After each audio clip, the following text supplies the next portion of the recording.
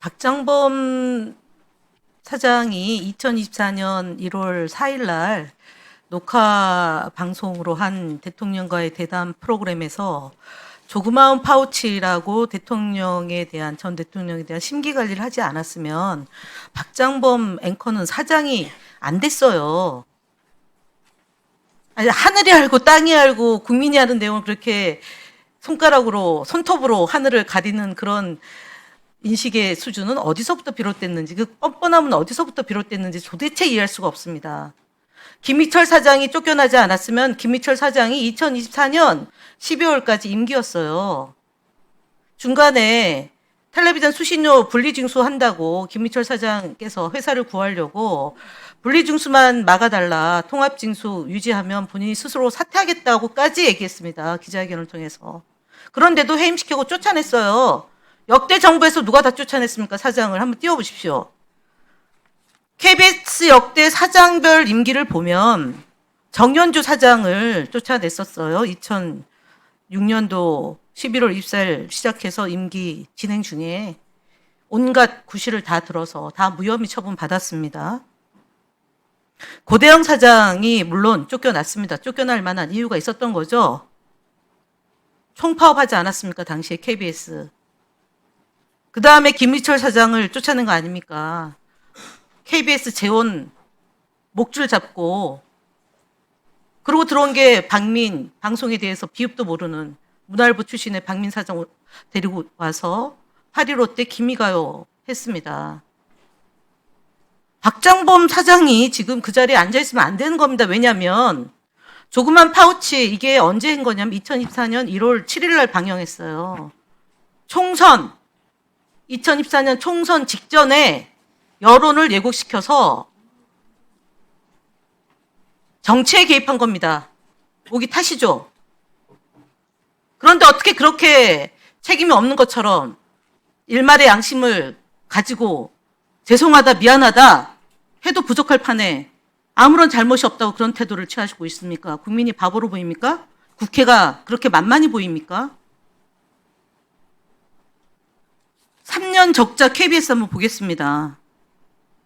그런데요, KBS 사장 박장범 후보자가 어떻게 얘기했냐면은 수신료 위기 타개책이 뭐였습니까? 당시에 후보 시절에 뭐였습니까? 수신료 타개책이 통합징수였습니까? 아니면 뭐였습니까? 통합징수 가장 중요한 타겟책 중에 하나였습니다. 그때 그렇게 얘기하지 않았어요. IPTV, 케이블 TV 사업자와의 협력 통한 수상기 정보 확보, 모바일 TV 전파 직접 수신 통한 모바일 기기 대상 징수 추진, 공영방송 수신료 납부에 대한 긍정적 국민 여론 창출, 이게 당시의 공약이었어요. 경영사업 계획서에 들어갔던 겁니다. 통합에 티엇도 안 들어가 있었어요. 법안 발의하고 거부권 행사하고 12명 만나고 다녔습니까? 그러면은 300명 중에 212명이 찬성했는데 그게 박장범 사장의 로비 때문에 통했던 겁니까? 아니면 국회의원들은 생각이 없습니까? 통합징수가 더 효율적인 재원 마련 구조라는 생각을 국회의원들이 했기 때문에 찬성표를 던진 거죠.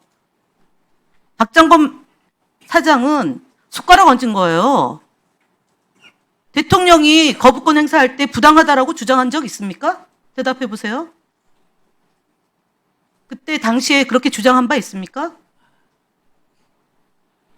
2025년 4월 17일 대통령이 파면되고 나서 본회의 표결할 때 그때서야 열심히 움직이셨죠. 그리고 시청자 위원들하고 무슨 행사해가지고 통합징수 의결된 게 마치 본인의 작품인 것처럼 무슨 행사하고 그러지 않았습니까? 그것으로부터 지탄받으셨잖아요.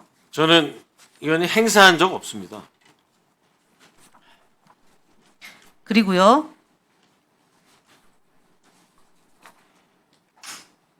매간 매직 의혹 김건희 파우치 박장범 관계 여부 수사하라.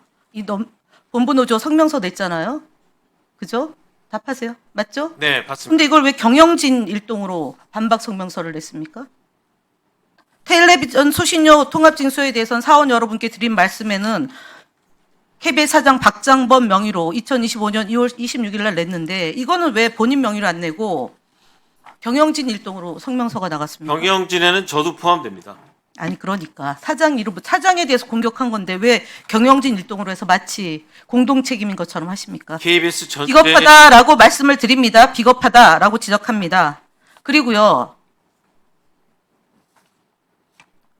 다시 한번 질문합니다. 조그만 파우치라는 발언으로 돋보인 거 아닙니까? 질문한 겁니다. 답하세요. 저는 그렇게 생각하지 어느 언론에서 조그만 파우치라고 얘기한 건 없습니다.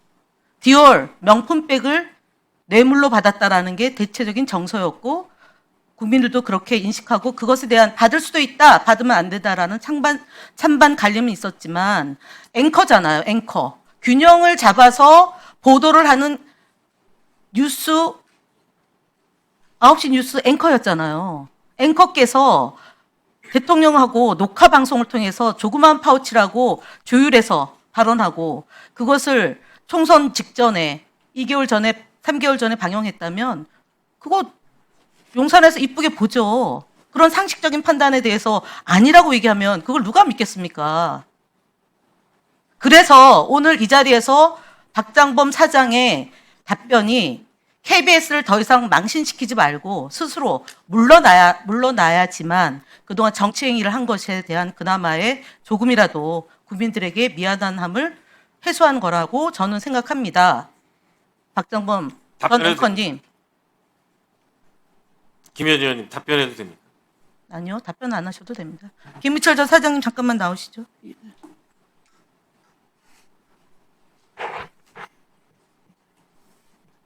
예, KBS 수신료 분리징수할 때 그때 당시에 그 종사자들이 몇 프로가 반대를 했었습니까? 분리징수. 분리징수는 거의 대부분이 반대한 걸로 알고 있습니다. 통합징수할 때는요?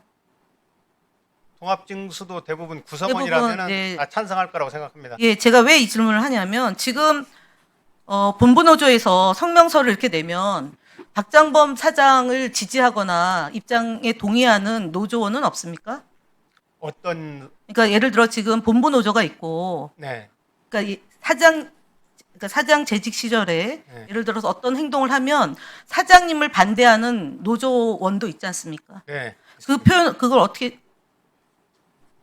지칭할 때 저희는 뭐 1노조, 2노조 이렇게 얘기를 하는데 저희는 제가 재임을 할 때는 특별히 뭐 1노조, 2노조, 3노조 따지는 게 아니고 전체가 이제 저의 입장에서는 구성원들이기 때문에 그냥 일부 구성원 이렇게 제가 표현을 했습니다. 일부 구성원인데 지금 이제 본부 노조 말고 예를 네. 들어서 이명박 박근혜 정부의 정책에 그나마 좀 찬성하는 노조원들이 있지 않습니까? 지금 KBS 내에. 네, 있습니다. 예, 그러면 지금 박장범 앵커의 박장범 전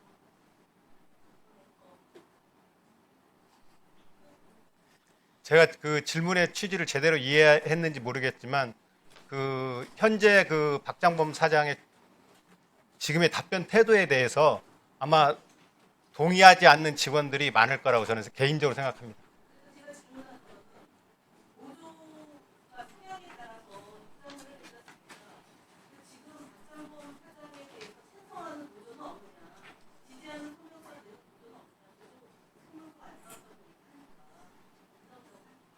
그건 제가 디테일하게 현재 KBS 내부 사정을 잘 모르기 때문에 구체적으로 어떤 내용의 성명서가 나왔는지는 제가 말씀드리기는 어렵습니다. 노조 본부장님 나와주세요.